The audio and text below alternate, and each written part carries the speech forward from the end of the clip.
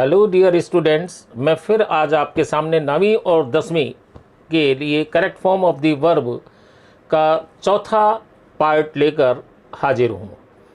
अगर अपन correct form of the verb को शुरू करें, इसके पहले आपसे एक रिक्वेस्ट है कि आपने अगर चैनल को सब्सक्राइब नहीं किया है तो प्लीज़ चैनल को सब्सक्राइब कर दें, बेल आइकन के बटन को दबाकर ऑल पेज सेलेक्ट कर दें और यदि आपको अच्छी लगे तो इसको लाइक कर दें।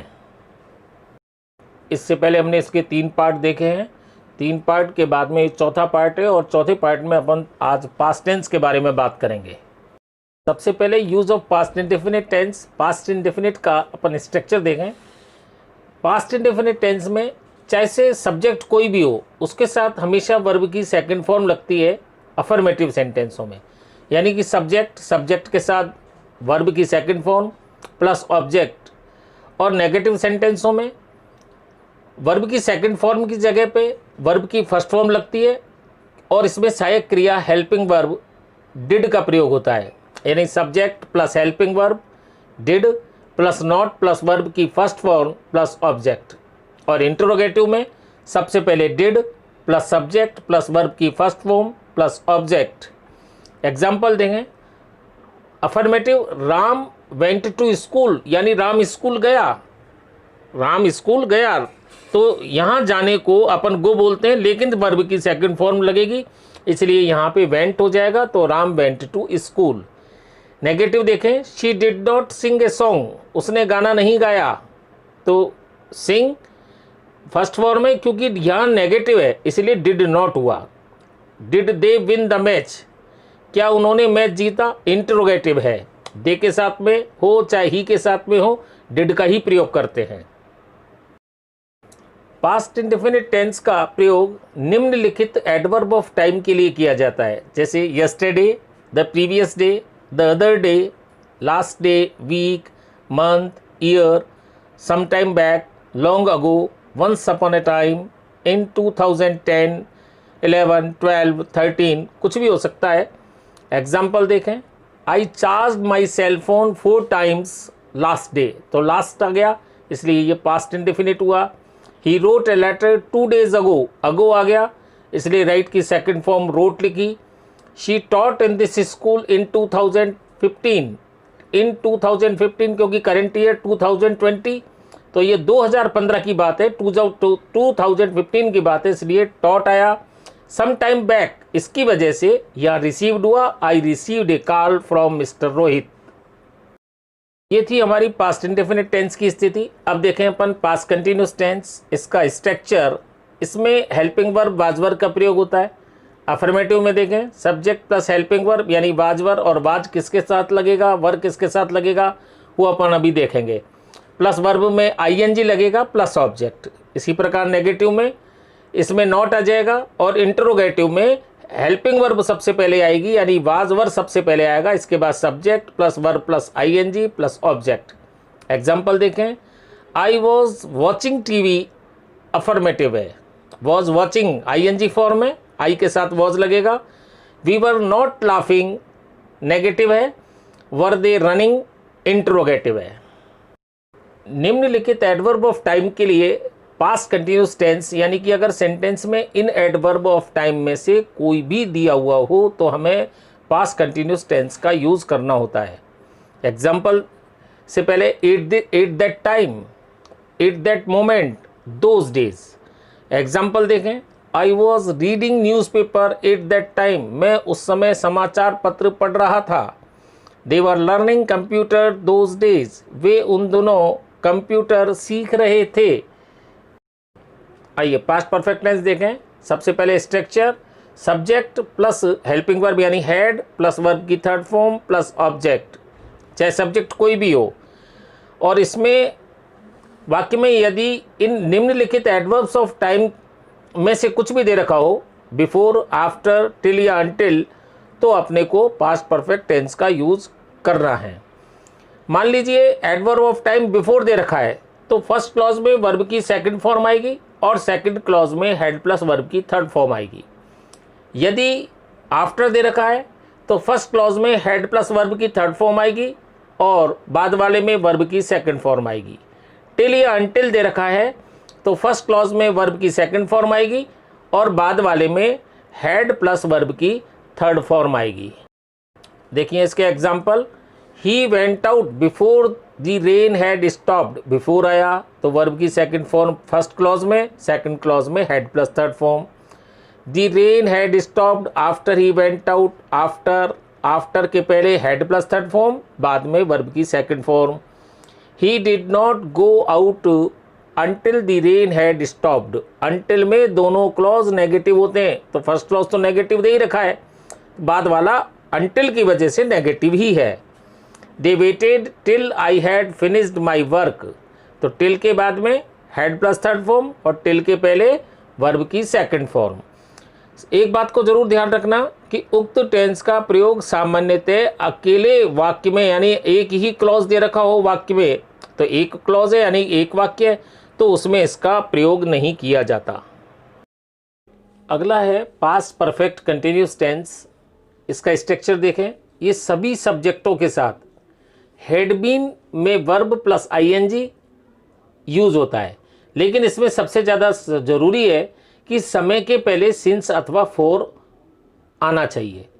अफर्मेटिव सेंटेंस का अपना स्ट्रक्चर देखें, सब्जेक्ट प्लस हेल्पिंग वर्ब यानी had plus been plus verb की फर्स्ट फॉर्म में ING plus object plus since या फॉर प्लस टाइम। इसी प्रकार नेगेटिव में हेड के पास नॉट आ जाएगा और इंटरोगेटिव में हेल्पिंग वर्ब यानी हेड सबसे पहले आएगा, फिर इसके बाद subject plus been plus verb में आईएनजी प्लस ऑब्जेक्ट, वो सिंस फॉर के बाद टाइम। जनरल रूल में इसका उक्त टेंस का प्रयोग उस स्थिति में किया जाता है जब सामान्यतः दो उपवाक्य यानी क्लॉज हो तथा दूसरा क्लॉज पास्ट टेंस को संदर्भित करता हो, यानी पास्ट टाइम को संदर्भित करता हो। अर्थात सब्जेक्ट प्लस हेल्पिंग वर्ब यानी had plus been plus verb plus ING plus object plus since for plus time, इसी के साथ में फिर आगे भी होना चाहिए या पहले होना चाहिए, प्लस के साथ में पास्ट टाइम रेफरेंस क्लॉज होना चाहिए, यानी कि पास्ट टाइम को इंगित करने वाला एक उपवाक्य और होना चाहिए, तब जाके हम इस पास्ट परफेक्ट कंटिन्यूस टेंस का प्रयोग कर सकते हैं। अदरवाइज अपने को ये यूज नहीं करना है। एग्जाम्पल देखें, व्हेन ही केम, ये पास्ट टाइम रेफर्स करने वाला क्लॉज है, यानी कि ये पास्ट टाइम को संदर्भित करता है क्योंकि केम आया है। I had been watching TV for half an hour, यहाँ समय भी दिया हुआ है, समय के पहले अपने को सिंस या फॉर, तो यहाँ पे पीरियड ऑफ टाइम था, इसलिए अपने को ये यहाँ पे फॉर लगाना पड़ा, और पहले क्लॉज के अंदर पास्ट इंडेफिनिट यानी कि पास्ट टाइम को रेफर करने वाला क्लॉज है, इसलिए अपने को यहाँ हैड बीन लगाने में कोई दिक्कत नहीं है। दोबारा से समझें इसको, व्हेन ही केम के नीचे एक एरो दिया हुआ है, I had been watching TV for half an hour, इसके नीचे भी एक एरो दिया हुआ है, तो दो एरो है यानी कि दो क्लॉज है। पहले एरो नीचे देखिए आप पास्ट टाइम रेफरेंस है, और दूसरे वाले में सिंस फॉर की वजह से अपने को परफेक्ट कंटिन्यूस टेंस लगाना है, लेकिन पहला पास्ट टाइम रेफर हो गया, इसलिए अपने को पास्ट परफेक्ट कंटिन्यूस टेंस का यूज करना है। चलिए अब फ्यूचर टेंस की तरफ बढ़ते हैं। फ्यूचर इंडेफिनिट टेंस, सबसे पहले इसका स्ट्रक्चर देखें, सब्जेक्ट, इसके साथ वही हेल्पिंग वर्ब, और हेल्पिंग वर्ब इसमें दो होती हैं, विल या शैल, इसके साथ वर्ब की first form plus object affirmative सेंटेंसों में, नेगेटिव में नॉट लगेगा, और इंट्रोगेटिव में हेल्पिंग वर्ब सबसे पहले आएगी और बाकी की स्थिति यूं की यूं ही रहेगी। इसमें no first person, second person, third person होते हैं, ये अपने को मालूम है।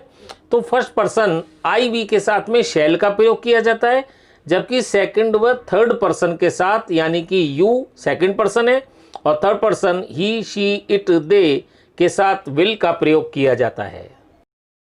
इसके जनरल रूल्स देखें, फ्यूचर इंडेफिनिट टेंस का प्रयोग निम्नलिखित एडवर्ब ऑफ टाइम के लिए किया जाता है, जैसे tomorrow, the following day, next day, week, month, year, in a year, years time. कुछ ऐसी भी स्थिति हो सकती है, I guess, I think, I hope, I expect, I believe, probably, perhaps.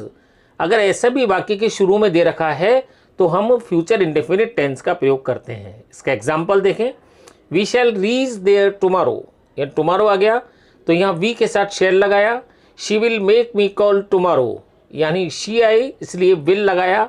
I guess it will rain, I guess लिखा है इसलिए it will rain future indefinite tense का प्रयोग होता है।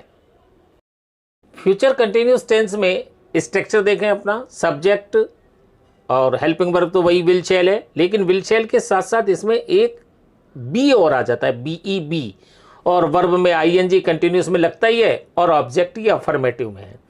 नेगेटिव में सब्जेक्ट के साथ विल या shall plus not plus be plus verb में ING प्लस ऑब्जेक्ट, और इंट्रोगेटिव में विल शैल सबसे पहले आ जाएगा, इसके बाद सब्जेक्ट, फिर बी, फिर वर्ब में ING, फिर ऑब्जेक्ट। इसका रूल ये है, जब वाक्य में एट दिस टाइम टुमारो दिया हुआ हो या एट दिस मोमेंट टुमारो दिया हुआ हो तो उक्त टेंस का प्रयोग किया जाता है। एग्जाम्पल देखें, he will be playing at this time tomorrow, he will be playing at this time tomorrow. अब एट दिस टाइम टुमारो है, इसका मतलब फ्यूचर कंटिन्यूस टेंस इसके अंदर अपने को यूज करना है।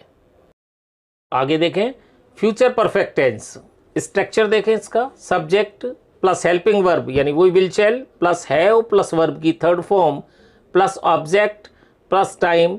अफर्मेटिव में, नेगेटिव में सब्जेक्ट प्लस हेल्पिंग वर्ब यानी will shall plus not plus have plus verb की third form plus object plus by plus time. यानी इसमें देखने वाली बात क्या है कि टाइम के पहले बाई होना चाहिए, और जब भी कभी टाइम आएगा तो उसका मतलब बाई शब्द आएगा ही आएगा। हेल्पिंग वर्ब इंट्रोगेटिव में देखें, हेल्पिंग वर्ब यानी कि will shall plus subject plus have plus verb की third form plus object plus by plus time, यानी बाई प्लस टाइम को ध्यान रखना है। Example, by the next week, अगले सप्ताह तक, I shall have completed my course, मैं मेरा पाठ्यक्रम पूरा कर लूँगा। यानी अगले सप्ताह तक, जब अगले सप्ताह तक आने वाले समय में कोई भी कार्य उसका पूर्ण होने का समय तय कर दिया जाए तो इसमें फ्यूचर परफेक्ट टेंस का यूज किया जाता है। कुछ परिस्थितियां होती हैं जिनमें फ्यूचर परफेक्ट टेंस का प्रयोग किया जाता है। अगर मान लीजिए एक दो क्लॉज दिए हुए हैं, वो उसमें बिफोर दिया हुआ है बीच में, तो बिफोर से पहले वाला जो क्लॉज होगा उसमें फ्यूचर परफेक्ट टेंस होगा, और बिफोर के बाद वाले में प्रेजेंट इंडेफिनिट टेंस होगा। अगर आफ्टर दिया हुआ है तो आफ्टर के पहले वाले में प्रेजेंट इंडेफिनिट टेंस होगा, और बाद वाले में यानी कि सेकंड क्लॉज में फ्यूचर परफेक्ट टेंस होगा। एग्जाम्पल देखो, she will have cooked food before they come. अब यहाँ बिफोर है तो बिफोर के बाद प्रेजेंट इंडेफिनिट और बिफोर के पहले future perfect. She will have cooked food before they come. She goes after, after के पहले present indefinite, she goes after I shall have finished my work. ठीक है।